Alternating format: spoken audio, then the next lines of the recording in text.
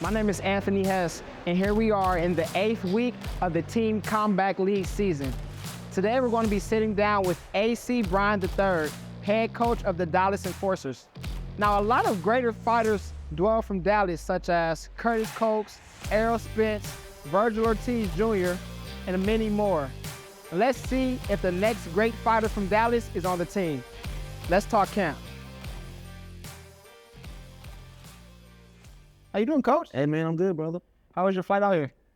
It was good. It was good. Yeah, not too bad. What's your record so far this season? We are 2-3. 2-3? 2-3. Okay. But in our hearts, we're undefeated. Yeah, it's been a lot of close ones. Yeah, a lot of close ones. I don't think the most points anybody has ever beat us by is 4. And that came down to like the last round. Oh, yeah. So yeah. It happens. It happens, yeah. Now, as we're winding down in this season, what has been some of your favorite things about the TCL, so far? Oh man, this whole journey has been fun. The fact that I'm getting an opportunity to face some of the legends of in combat sport coaching is why, I think that's amazing. I get put on the same platform and level as them and face them, and has had an opportunity to beat their teams and have beat some of their teams. And so, that's amazing. Getting to meet all these different fighters, just seeing all this hoopla and all this, the bells and whistles and the dog and pony shows. This is really, really cool to be immediately thrust into this level of professionalism. It's really, really cool. So I love it, yeah. Now, how did you receive the opportunity? What was your recruitment process like? My recruitment process was, I've been a steward of the game since 1999, and so I was an amateur boxer in the Army, 9-1 record, and then tried to do some MMA, and I tried to do jiu-jitsu. I used to train jiu-jitsu with the Blackwater guys. There used to be this security company in Iraq. Long story short, full circle. Most people don't know me because of it's either you know me because of boxing or you know me because of making gloves. And so one day there was a person who knew me from making gloves, found out that I was also coaching and that I had coached some high level people. And I had just went to Thailand because I was getting so many MMA guys into my camps. And I was like, how I'm teaching you straight up Western boxing, I need to understand the kicks. And I think what happened was they saw my due diligence, the fact that I flew to Thailand and trained for them for a month. He was like, this guy is legit. And so, the league reached out to me. We did an interview process, and then they liked what they saw. And so it worked out really, really good, yeah. Yes, sir. Yes, sir. Now, let me ask you this. When you first heard about the league, how has your opinion changed from then to now that you've actually been in the league and experienced all the bells and whistles? So I'm being straight up. No, I saw this from the first time we talked about it. Oh, no, 100%. The only reason why I really was a part of it was because how adamant that the owners were and all the people involved with about providing a platform and pay that is fair in a sense. There's no backstabbing, no secret money that's being made and hidden. Everything's up front. You're getting paid right there. And I think the coolest part is the fact that when we first started, it was like this rough beginning. And now the way it's developing into what I thought and what everybody was preaching. And I can't wait for it to continue to grow. It's amazing. Yeah, so there was no doubt. The only reason I joined it was because how adamant the owners were about taking care of fighters and trying to provide a platform for them. And really, they've been able to do that. And I think that's really one of the most important things in general, is just making sure the fighters can, feed their family and take care of themselves and just take care of the fighters, like you said. Yeah, that is important. And it's only going to go up from here. The fact that we've already had these great coaches, there's already involved. We got, amazing commentators, and now we're getting even bigger name fighters that are getting involved. Like, that's going to help for next season and next season. And I can see that Team Combat League doesn't become a place to go when you don't have a fight. Team Combat League can be the place to where you go because that's what you do. You can be specifically like, I don't box. I'm a TCL fighter. That's all I do. So hopefully that'll happen one day soon. Yes. And now you mentioned that you started your boxing journey in 1999. August 14th, 1990. You know the exact date. I do. It's now 2023. You know, I'm pretty sure you learned so much things along the way that you're implementing into these fighters that you're coaching in the TCL. But what has been some of the things that you've learned since coaching in the TCL? Team building is super, super important. So each one of these fighters, as they come part of the team, my coaching approach is I'm not training an individual fighter. He's not coming to me for me to fix anything. He's coming to me, I'm picking him based off of what he already does. So when they join our camp, first thing I tell them is I'm not trying to change you. I'm just trying to improve some small things, so small integral things.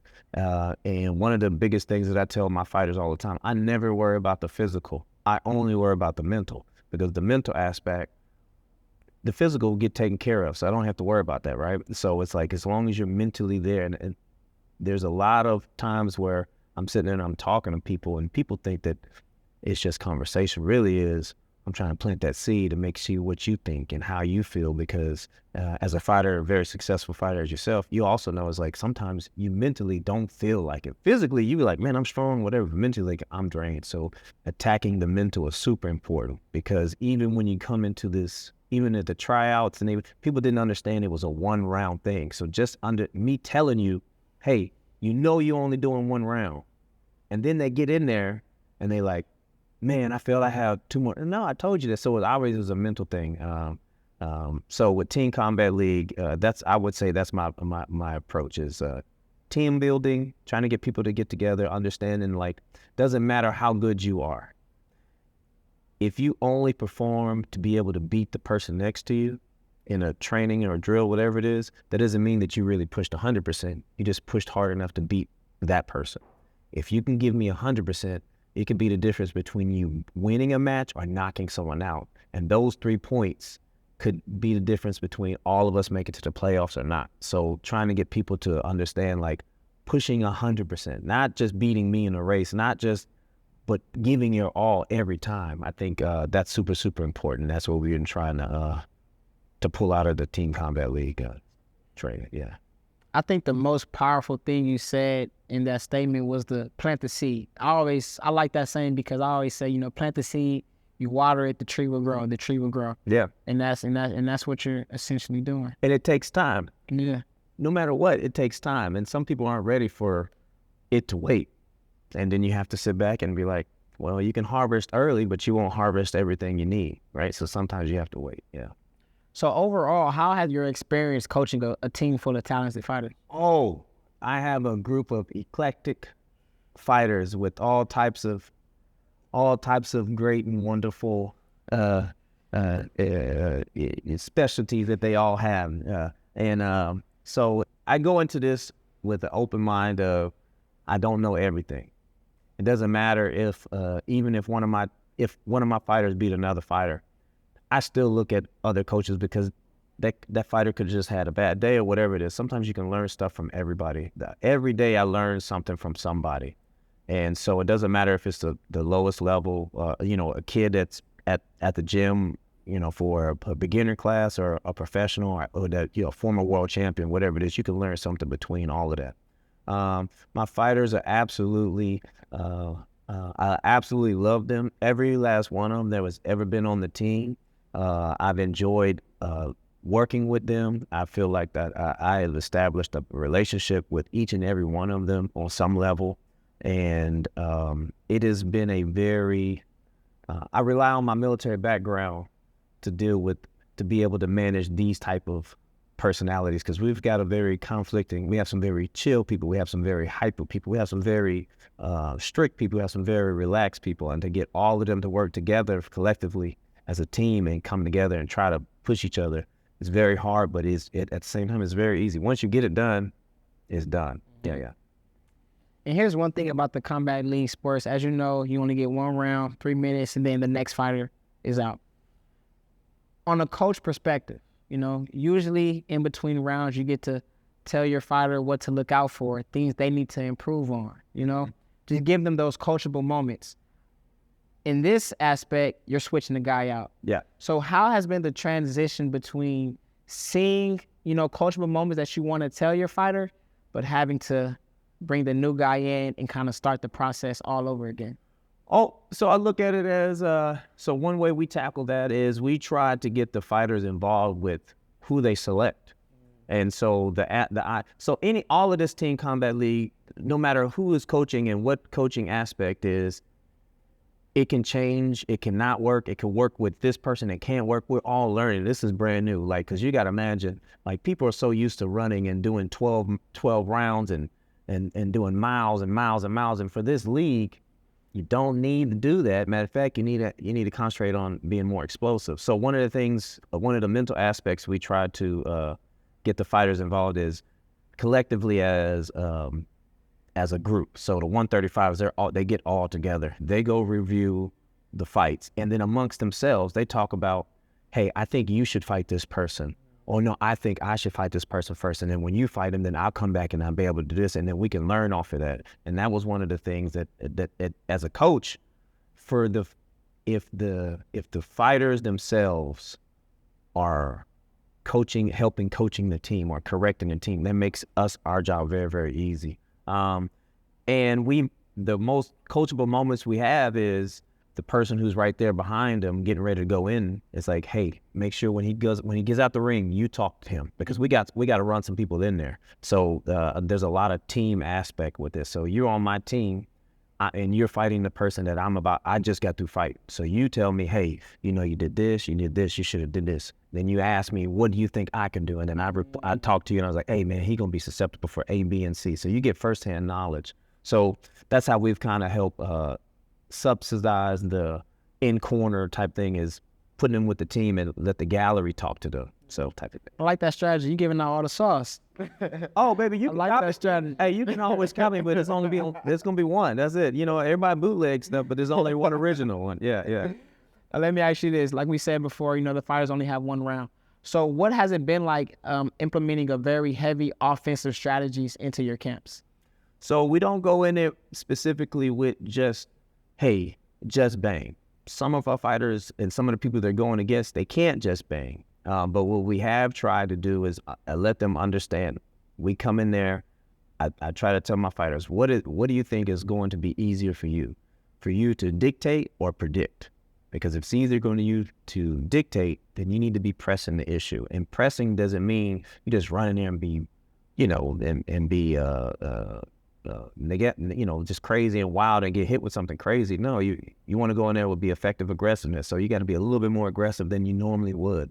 It's going to help. It depends on what type of fighter we're facing. So, yeah. Now, as you know, in combat sports, recovery is very important. And in the team combat league, every week, another fight. How have you implemented working your team hard, but still giving them those recovery days so their body can heal and, get prepared for the next week? So, and maybe to the dismay of some of my coaches and some of the fighters, I base it off of weekly. Like I check the temperature of the team and how we're at. And if people are if they're just, befuddled and just tired and drained, it could happen, whatever it is. I might just automatically call an option, audible, and be like, hey, we're off tomorrow. Right? And some people may seem like, oh, that's just random. But really, it's like I'm looking at everybody on the team. I'm looking at how they're producing, and I'm like, you know what? We probably need to calm down. We do team building events, probably maybe 2 a quarter or 2 a month, and we'll sit down there and watch videos, and that's a relaxing type of thing. You get together, camaraderie, laugh, and look at fights, and then for me, you have to train hard. But working with the Blackwater guys when I was in Iraq, they party hard because they're going to work hard, and so relaxing and enjoying your environment, enjoying boxing, enjoying whatever it is you're doing, you're going to try it way more. If I like what I want to do, even though I don't like it's hard, but I like it, I'm going to try way, way harder to do something as opposed to doing something I know is going to make me better, but I don't like it. So I'm going to find any way not to do it, and some type of alternative not to do it. So just trying to get those, again, the mental aspect, trying to get those fighters to understand when to quit. And a lot of my fighters can attest. I'll ask them, be like, hey, how you feeling? oh, if you don't think you need to come today, don't come today. I expect them to be professionals. At this level, you're a professional athlete and you know your body. If you really are hurt or if you're not slacking, I mean, if you're hurting and you're just drained, and you tell me I can't make it today, and I'm like, okay, then that's fine. Yeah. So a lot of self-reliant. I expect the fighters to communicate with me because we got 18 fighters. I can't just take the temperature on I can take a general temperature, but I may not know specifically that you got foot problems or the other person has an ankle problem, so you have to communicate that with me, Sure. And I think previously in the conversation, you mentioned something about like new additions to the team. Mm-hmm. What has that been like for you, getting those new additions and kind of catching them up to speed on just your training process and just the atmosphere of the combat league in general? Well, sometimes they're a needed addition and sometimes they're a welcome addition. And so what that means is sometimes there's a need for a certain weight class, we bring them in, and then sometimes it's just a different version of the same person we just lost, right? I specifically, when I recruit people, I don't recruit people so much for what their attributes. I recruit them because they're going to fit into this team. So I really approached the team process. It wasn't so much like, I'm gonna get this dude, this girl, this way. I was like, I'm gonna get this fighter, but he may not work for what we're trying to do. And I know his personality or her personality may not fit with ours, and personality fit matters. It really does matter. So yeah. And I think just to touch on what you meant, it's kind of like when an NBA 100%. they're trying to build a super team, and it always doesn't work out that way. So sometimes you have to build your team instead of just, like you said, picking this guy and this guy. I'll just get this person, put this person. Right. Be like, One of the things not that it matters, but it was like when LeBron and them went to Miami the first time, everybody thought they was never going to lose a game. They were going to be undefeated, and they just didn't have that harmonious team ideology. They got it the next few years, but that first year together with Miami, they just did not click, and then they had to learn how to click together. And so, that's how I look at it. And at one time, Westbrook, Harden, and Durant were all on the same team. Yeah. They were, but they just, for whatever reason, it didn't click together. They were missing some pieces. So yeah. And I want to talk a little bit about this week. Mm-hmm. And you guys have a big fight ahead of you guys. What was the atmosphere this week in the gym? The atmosphere. Look, so every fight, we don't take nobody lightly. Every week, we're going against even the living legends, former world champions, somebody who's undefeated on a team. It's every week that we go against somebody. The competition in Team Combat League really is so. The fact that we have teams that are, only one loss, and I'm sure that each one of their fights that they won, it was close. And you got to be on your very tip top and make sure everything is clicking at one time to win in this league. But we took it like any other week. We train hard. We train to correct any mistakes that we did from last week, and to make sure we don't continue to make those same mistakes, because a loss doesn't mean a loss. A loss is a lesson. And one thing I try to push on the fighters is, just so you know, it's your fault. It's your fault if you get hit. It's not the other opponent's fault that they were fast. You just didn't time it right. Because if you can accept that, then it's always going to be you who can fix it. But if I'm facing you and I'm like, well, he's just too strong, he's too fast, that's out of my range, that's out of my realm. I'm now giving over to you, and there's nothing I can do to control you, right? And so the fight last week, or the week before that, we came off of a loss. Everybody was looking down, and I was like, look, it was close. We can fix. Let's do it. They adjusted. We start smiling. We're good. And so, yeah, this week we're getting close on the season is almost over. And so everybody's ramping it up. We're picking up. We understand how close we are to making it all the way. And so, yeah, we're really focused this week. And once again, earlier in the conversation, you mentioned on focusing more of the mental aspects than the physical. How have that mindset formed the coaching style that you have today? I base it off of me. Long story short, I was running track. So track and field used to be my thing. I had a partial scholarship to HBU called Fairview A&M out in Texas. And so one week we had a track event where it was this big relay event. We had everybody come out, and I lost the relay for us. and I was mentally broke down. Not the physical, the mentally broke down. So the next 2 weeks after that, I remember I just decided to say, F it. I'm just going to push harder than I've ever pushed. And the only difference, it wasn't that I wasn't stronger. My mental aspect changed. And from those 2 weeks, it changed my whole career. It went from like I was a mediocre, okay kind of, to totally being a dominant, a runner. And it affected the rest of my team. My team started copying me on everything that we were doing. And so I took that and I've applied it to everything I've always done. And if I think about it, anything that I've really been successful, I bought into that. I had buy-in. And so the mental aspect of coaching has got to be the most important of any coach, because every coach who's at a high level, doesn't matter if you're doing boxing, if you're doing track, if you're doing football, they know that they are a counselor, they're a mentor, they're a doctor, they're all of these things at one time. And you have to be able to pull whatever it is out of your fighter. And that's why personalities matter. I think a lot of my fighters weren't ready for my level of mental stress, because, you know, people ask, sometimes we'll have people who don't exercise, and people bring that up, and I was like, whose check is that going to affect? It's not going to affect mine. It's going to affect theirs. And when it does affect theirs, it's too late. And sometimes somebody being a weak link shows what that looks like to everybody else. So they push their level of training up to a higher level. And so they're like, oh, that's what weakness looks like. Are you weak? Do you start to have those traits? Because if you start to feel those traits, then you know, like, man, I don't want to be like that. The mental aspect, I feel like a lot of fighters do understand it now. At first, maybe no, they was like, man, this dude is too whatever it is. But now it's like, I got to drink the Kool-Aid. Okay, then, you know what? Now I understand it. So I think it's clicking really, really good. Yeah, it's working out. And it's how I'm going to be. No matter what, I'm always going to be that way. Yeah. Yes, sir. Thank you. My pleasure, brother. Later.